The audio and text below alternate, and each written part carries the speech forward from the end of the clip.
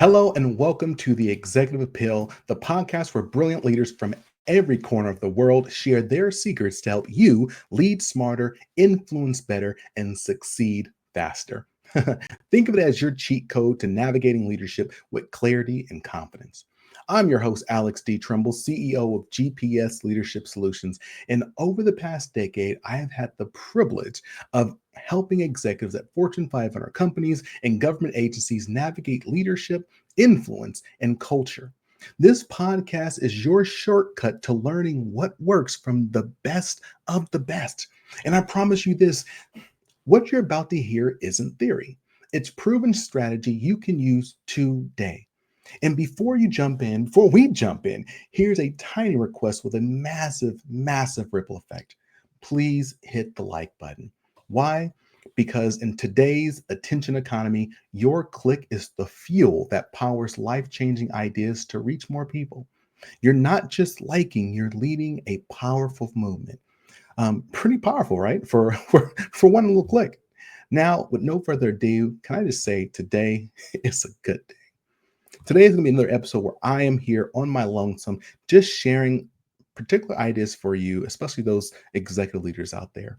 And what I want to dive in today is just whew, how to manage your energy, your time, and how do you prioritize at the executive level to make sure that you're not only reaching the goals of your organization, but your own goals too. Because you know who matters? Yes, your staff matters. Yes, your team matters. Yes, your organization matters. Yes, your supervisor and principal matters, but you matter too.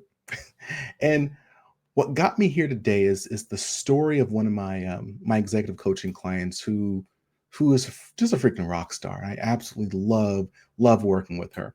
Um, we started working together quite a while back now, and where she was in her situation was they were going through a very significant change in their organization, very significant, which had her doing a lot of travel all across the country with different divisions, different offices, trying to keep employees, trying to keep the retention rates high because, again, so much challenging that we're dealing with. And this person was really, really stressed. And we had to have a conversation about this because it was very evident that there were physical elements coming along with the stress from the job. Again, her team loved her. Her supervisors and her executive leadership loved her. Everyone who worked with, I got to see the emails people would send. They loved her. And she also needed some space for herself. And so one of the exercises we did to help her with this was to have her create the picture of her life. Literally, to write down everything in her life that she wants. And again, I'm actually challenging you right now to do this. I don't want you to think about this as a theoretical exercise. I want you to actually do it. I want you to sit down, click pause if you need to, and write down what do you want. Now, this word I'm choosing is very, very intentional. The word want. I'm using this, and I have to call this out because most people are afraid of that word. And it's not your fault. It's because how our society and culture has branded wanting is to mean that you're selfish, that you're greedy. I don't, you shouldn't want more because if you want something, you get that. Then what about such and such over there? Then they're not going to get it. You just need what you need. Don't want, just need. And there's a very, very stark difference between your want and your need. See, those things that you need are very few and far between. As humans, go and put this in the chat box. Um, what do we need? What do we need in order to survive as humans? Go on, put it in. I'll tell you the answer now. We need air, we need oxygen, we need food. Not the best food, just food. Everything after that is a want. So my question then becomes if everything past those three things are a want. Now I'm gonna circle this back real quick because I know some of y'all, because people would say, oh, well, people need housing, they need clothes, they need love, they need family. I'll pose the question to you, which I give in my keynotes all the time. Do you know someone who doesn't have someone who loves them? Or do you imagine there's someone out there who doesn't have someone who loves them, who doesn't have a roof over their head, who doesn't have clothes, but they're still alive? So again, because there are people who don't have those things, the only things we absolutely need: food, water, air, right? So if those are all we need, then everything else is a want. And if everything else is a want, the question becomes, why want to be mediocre? Why want something that's not going to truly make your life the life you want it to be? If you want something, want the best. There's something wrong with wanting the best. If you want to have a house on the beach or want to have a house in the forest, you want to have a condo in the city, if you want to have a small house on the countryside, whatever it is, it's okay to want it. So I encourage you, as I did her, write down what are the things in your life that you want. And I've done this many times with many of my executive coaching clients. Some things they list are, I want to pay for my kids' college. I want to be able to pay for my kid's wedding. I want to pay for. I want to be able. I want to be. I have these doctor's bills that need to be paid off. I don't want this debt anymore. I want to make sure. I want that gone.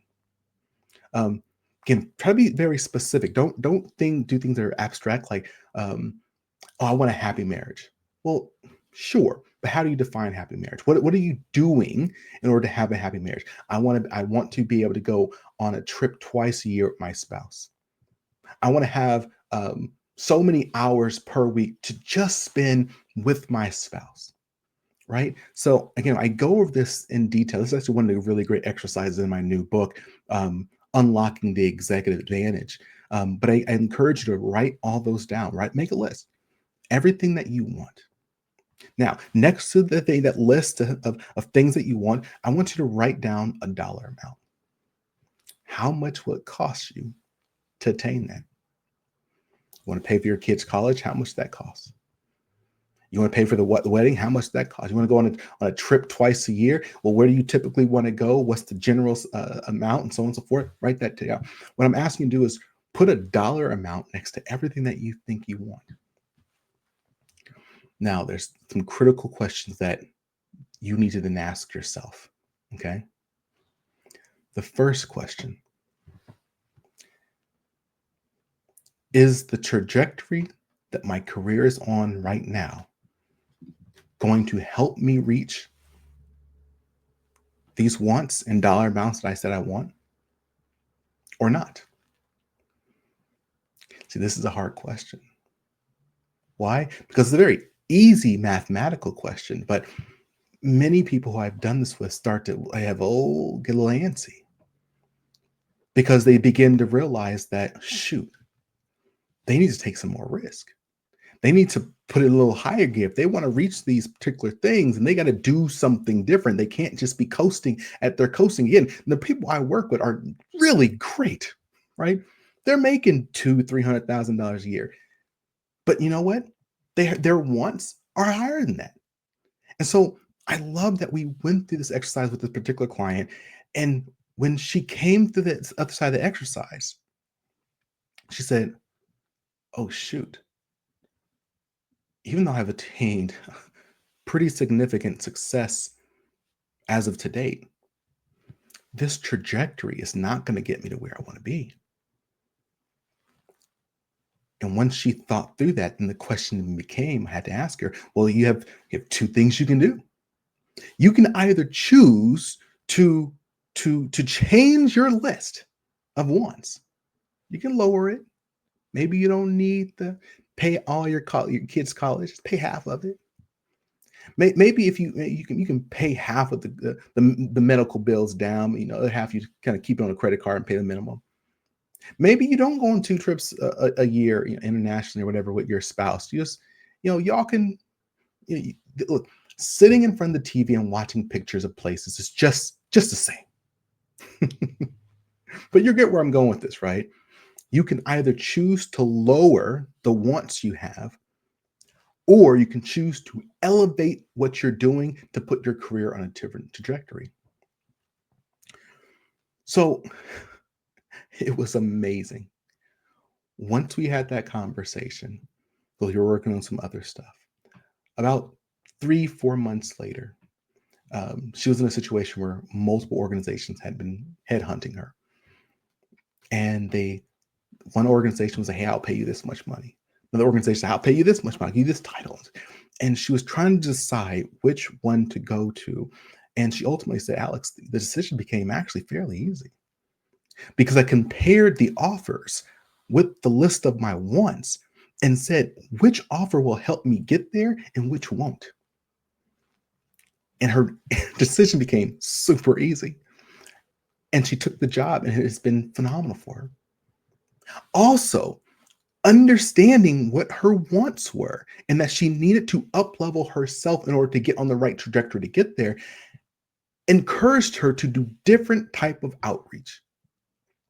So yes, she was very connected in the circles that she was in, but she understood, oh shoot, I need to be up-leveling my network as well. And so within months of us having this conversation, she ended up meeting a billionaire, ended up meeting a couple millionaire business owners.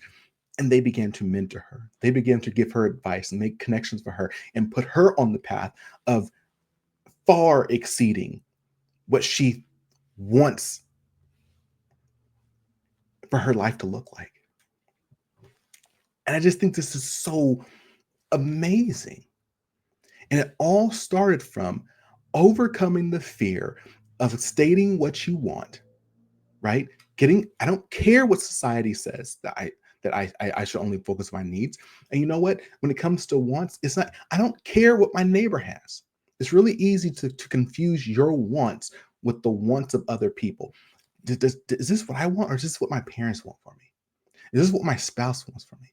Is this because I am a particular demographic and this is what I'm supposed to want?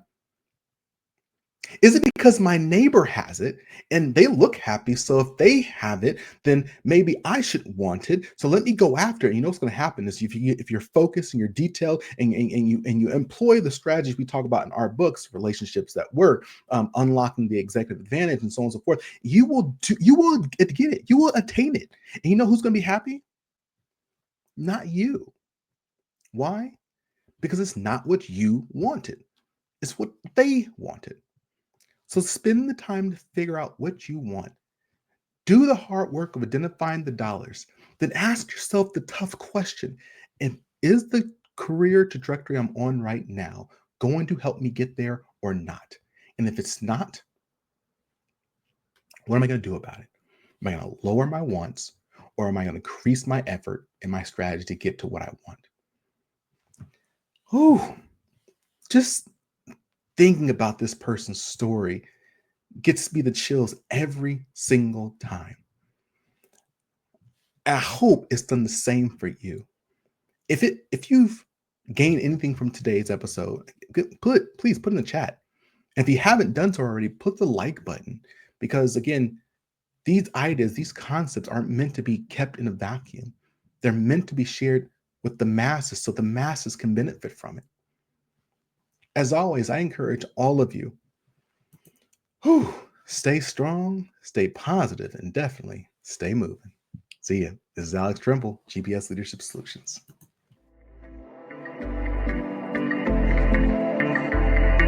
Thanks for listening to The Executive Appeal with Alex Tremble. I invite you to follow The Executive Appeal wherever you listen to podcasts. Follow me, your host, Alex Tremble, across all socials or via email for exclusive webinars, courses, and in speaking engagements on continued topics of executive leadership. So until next time, stay strong, stay positive, and definitely stay moving.